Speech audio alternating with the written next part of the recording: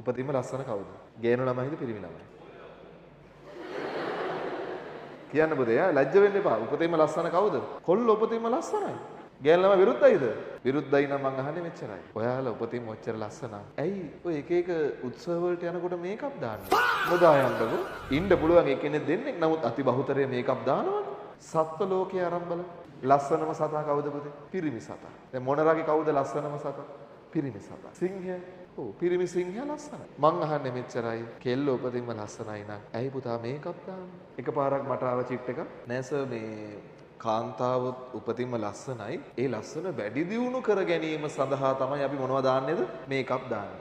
ඒකෙන් අදහස් වෙන්නේ මොකක්ද? කාන්තාව Tamanට ලැබිලා තියෙන රූපය ලස්සන පිළිබඳ එයාලා තෘප්තිමත් නෑ. ඒ කියන්නේ කැතයි. මෙහෙමයි. පිරිමි ඉන්නවා අති සුළු පිරිසක් මේකප් දාන. දැන් නළුව මොනවද දානවද? මේකප් දානවා.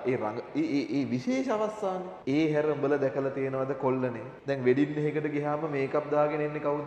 කොල්ලොද කෙල්ලොද? හොයාගන්න බැරි කාවද? කෙල්ලන්ව හොයාගන්න බෑ. හරි විහිළුවක් කරේ.